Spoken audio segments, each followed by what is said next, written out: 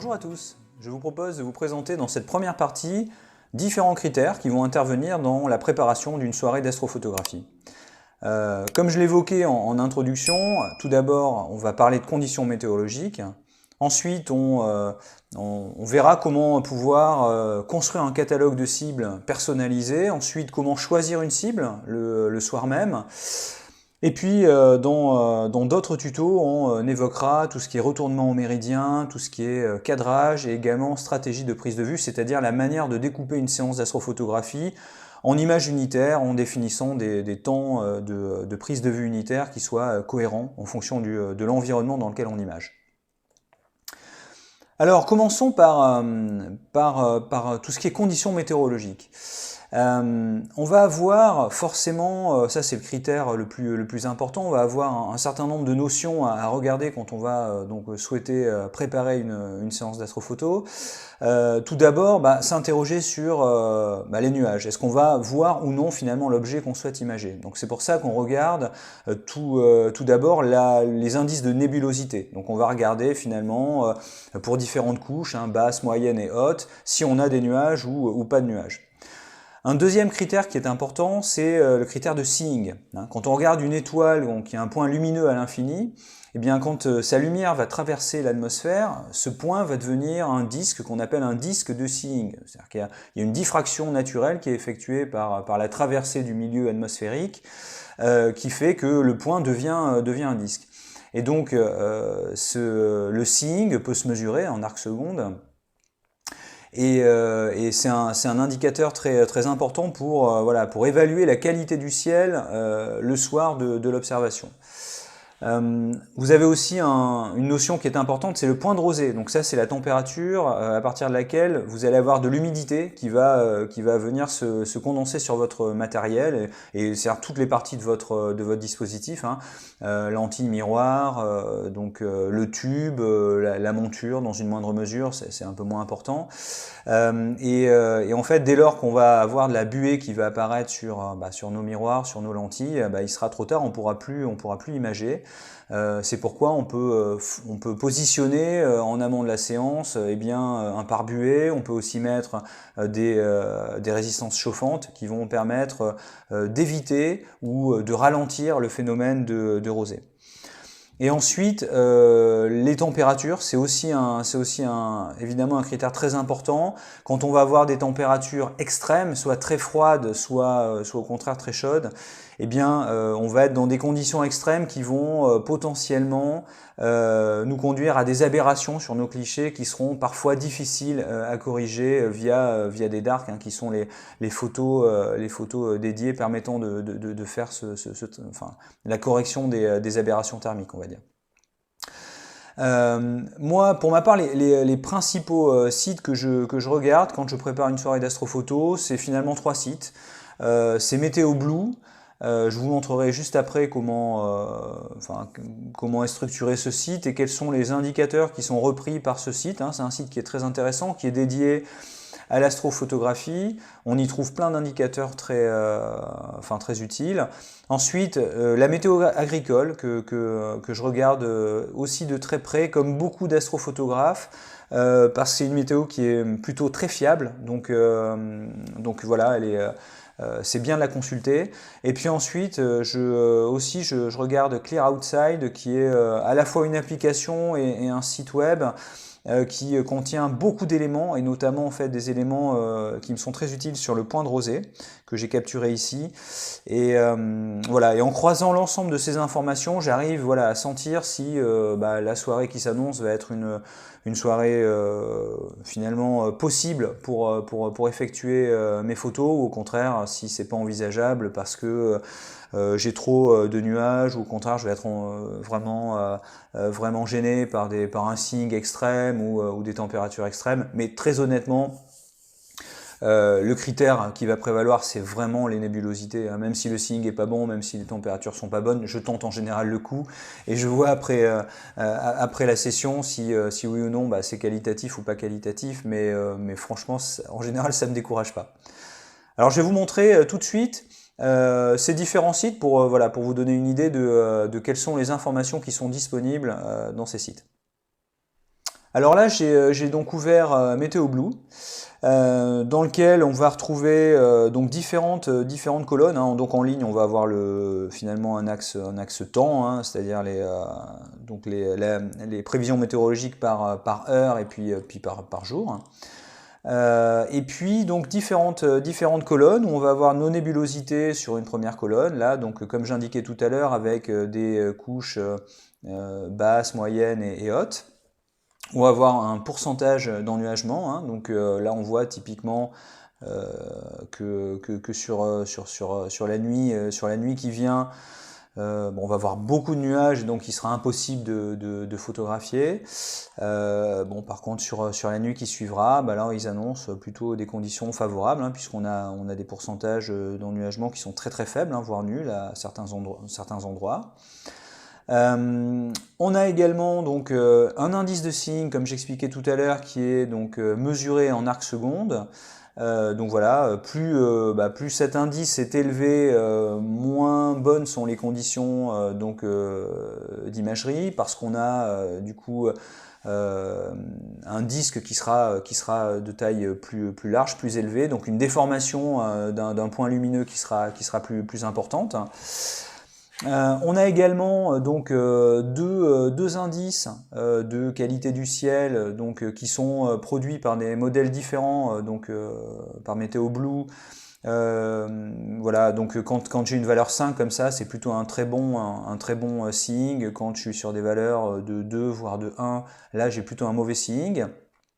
Alors c'est à dissocier de l'ennuagement, c'est-à-dire qu'on peut avoir un ennuagement total mais un très bon seeing, et réciproquement pas d'ennuagement et un mauvais seeing. Donc ça c'est vraiment deux critères à rapprocher, mais ils sont en soi disjoints. Là on a donc le jet stream, donc vraiment donc le vent qui va venir perturber notamment les mauvaises couches atmosphériques, génératrices de perturbations. Là on a une indication sur la hauteur de ces mauvaises couches atmosphériques, donc avec un min et un max. Et puis le gradient de température, bon, ça, très honnêtement, moi c'est des grandeurs que je ne regarde pas.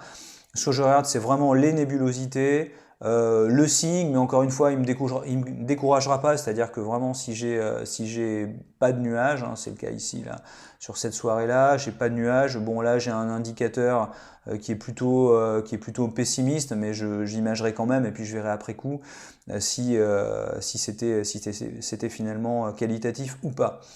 Voilà, ensuite des indicateurs d'humidité, de température, et puis voilà des informations sur les différentes planètes, leur position dans les différents référentiels, altazimutal et puis équatorial. Donc voilà, ça c'est une première source qui, ma foi, est très utile.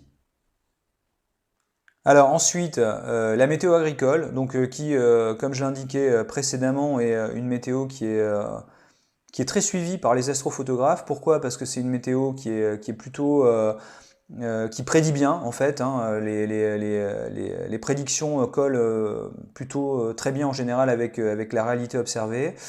Voilà, donc dans cette météo, vous avez une météo qui est spécifiée heure par heure, si vous le souhaitez. Moi, c'est ce que j'affiche pour la planification de mes soirées astro. Vous avez différents critères. Moi, celui qui m'intéresse le plus, c'est les nébulosités qui sont exprimées en pourcentage d'ennuagement. Mais vous avez d'autres critères également sur l'humidité, sur la température, etc. Donc une météo vraiment très utile et à laquelle je me fie vraiment beaucoup.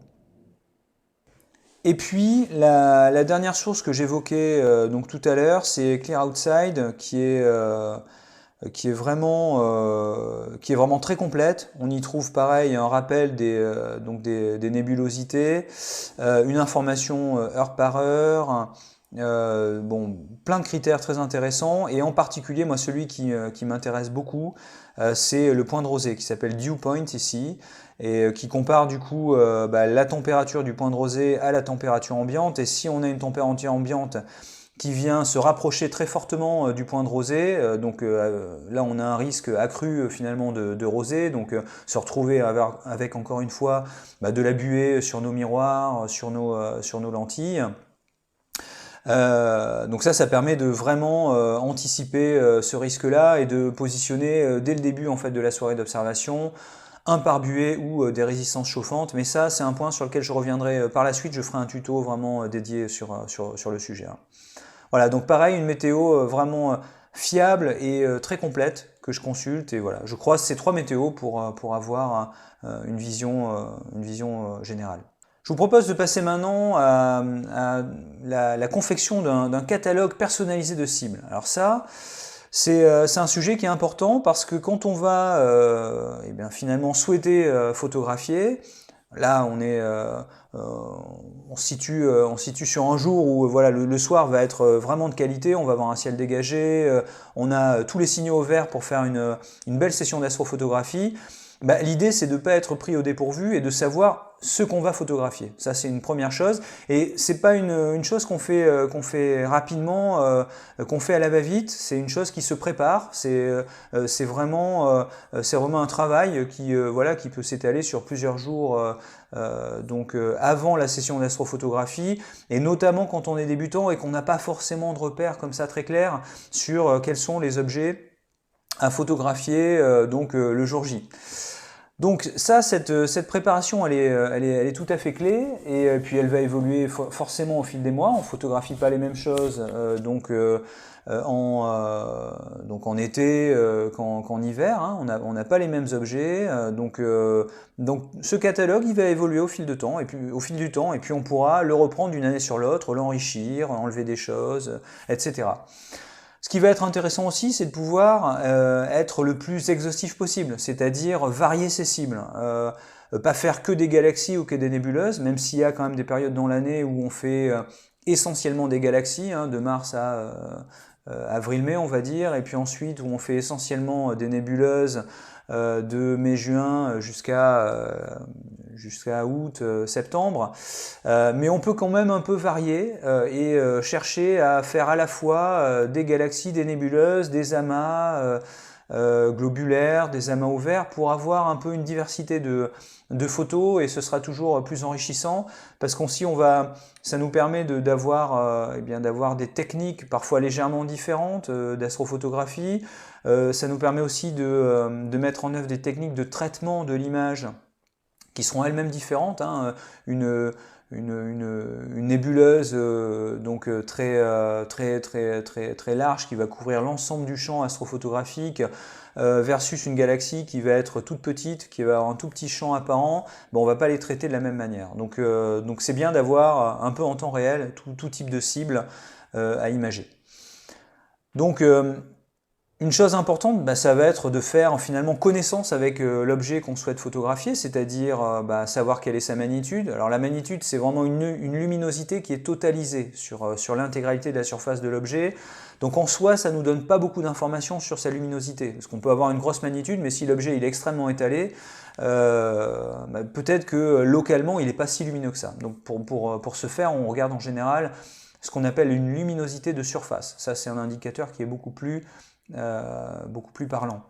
On va regarder aussi la taille de l'objet, hein, et on va la comparer, on le verra tout à l'heure, à la taille de notre dispositif optique, voir si grosso modo l'objet rentre ou pas sur notre capteur, ou s'il faut faire des ajustements, s'il faut créer des mosaïques, etc. On va s'intéresser bien sûr à sa trajectoire céleste, quand est-ce qu'il se lève, qu'il se couche, quand est-ce qu'il passe au méridien, s'il est obstrué par un certain nombre d'obstacles visuels qu'on a sur notre horizon apparent. Et puis éventuellement, pour ceux qui souhaitent faire de l'imagerie notamment à bande étroite, typiquement quelles sont ses raies d'émission, est-ce que ça vaut le coup de l'imager en HOO, en SHO, etc. Alors la première question qui se pose finalement, c'est comment se donner des idées de cibles. On peut tenter au petit bonheur la chance d'ouvrir un logiciel de planétarium type Stellarium ou Carte du ciel, et de regarder dans les différents secteurs du ciel ce qu'on a comme objet du ciel profond. très honnêtement, ça va un peu tourner court, ça va pas nous donner beaucoup d'idées, quoi. Une autre manière de procéder, ça va être par exemple de consulter tout ce qui est forum de type Astrobeam, donc Astrobeam, hein, qui est une plateforme d'image d'astrophotographie.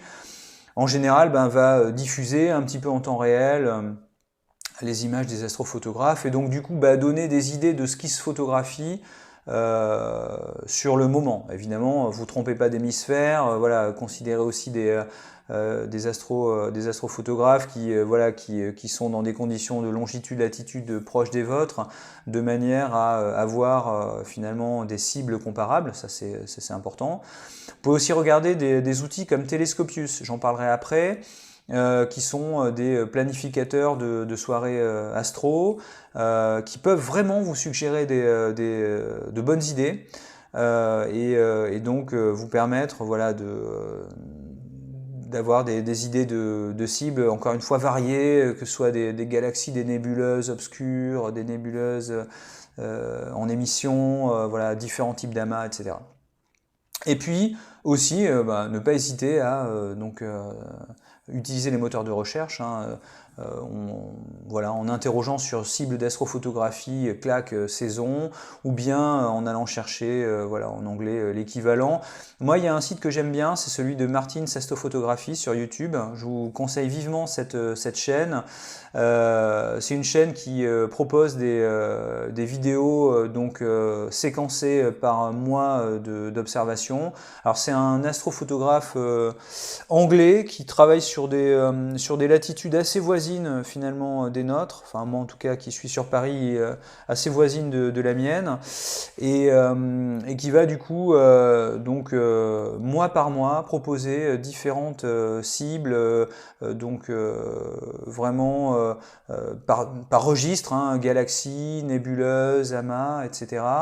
Et indiquer quelles sont les hauteurs, quelles sont les heures d'observation de l'objet. Enfin, vraiment un site extrêmement précieux et qui permet vraiment, encore une fois, de peaufiner son propre catalogue. Voilà, donc là on est sur Telescopius, donc comme j'expliquais tout à l'heure, qui est un planificateur de soirée astro. Vraiment un site très bien fait, je vous invite vraiment à l'explorer. Et donc il va vous suggérer un certain nombre si vous mettez donc sur votre page principale, il va vous suggérer un certain nombre de cibles, donc classées par rubrique, hein, nébuleuse brillante, nébuleuse obscure, diffuse, etc., galaxies, cluster de galaxies, enfin vraiment tout un tas d'objets. Et là, typiquement, si je m'intéresse à des nébuleuses diffuses, et là je vais retrouver la nébuleuse du Cocon, typiquement, et donc tout un tas d'éléments qui vont la détailler. Alors, si j'explique un peu, on va retrouver ici donc un tracé de la trajectoire apparente de cette nébuleuse dans le ciel. Donc on a un passage au méridien donc à 3h36 du matin avec une altitude de quasi 90 degrés, donc c'est vraiment une nébuleuse qui va passer très haut dans le ciel. Donc voilà, ça fournit vraiment des éléments importants. Donc on aura un retournement au méridien à 3h36. J'expliquerai après en quoi consiste ce retournement au méridien. Donc une manipulation à faire potentiellement à cette heure-là, à moins qu'on souhaite finalement arrêter la session dans ces eaux-là et puis éventuellement la reprendre un autre jour ou pas. À chaque fois, donc, vous avez un certain nombre de photos de l'objet qui sont proposées et les caractéristiques techniques aussi, comme sa taille. Là, donc, on a un objet qui s'étale de 20 minutes d'arc sur 10 minutes d'arc. Donc un objet finalement assez grand, hein, assez spacieux. Donc sa magnitude, ses coordonnées, donc sa luminosité de surface, hein, ce que j'évoquais tout à l'heure. Voilà, tout un tas de notions hyper intéressantes et vous allez pouvoir la visualiser aussi sur votre capteur, hein. Donc vous pouvez entrer vos dispositifs optiques, hein. Moi j'ai deux télescopes, hein. J'ai un télescope de 150-518 et un télescope de 200-905 de focale. Et donc je peux passer de l'un à l'autre, et donc si je choisis donc le 200-905 de focale, ce qui est mieux pour cette nébuleuse, parce que elle a beau être large, il faut quand même que j'ai un peu de focale pour la grossir. Je la vois apparaître sur mon capteur, et donc ça va me donner une idée concrète de comment je vais pouvoir l'imager. Et ici j'ai rentré toutes les références de mon APN qui vont me permettre, voilà, d'avoir une simulation de la visualisation de cette nébuleuse. Voilà, et dernier point que je voulais aussi indiquer, c'est donc le site de Martin's Astrophotographie sur YouTube. Vraiment, allez voir cette chaîne, elle est très intéressante, et vous allez trouver, comme je précisais, donc mois par mois, donc vous avez donc janvier, décembre, novembre, on remonte le temps, mois par mois en fait les cibles donc à photographier, qui sont encore détaillées, encore une fois détaillées par rubrique, hein, les galaxies, les nébuleuses, etc. Et qui vous donc donnent les conditions précises d'observation, donc avec les heures de présence dans le ciel, etc. Et puis les hauteurs des objets en question, donc vraiment toutes les informations cruciales pour organiser sa soirée d'astrophotographie. Voilà, je vais arrêter là pour ce premier tuto. On a déjà dit pas mal de choses. Je vais vous laisser un petit peu digérer toutes ces premières notions. Et puis je vous retrouve dans un prochain épisode pour parler de nouveau de la préparation d'une soirée d'astrophoto. Et je vous dis à très bientôt. Au revoir.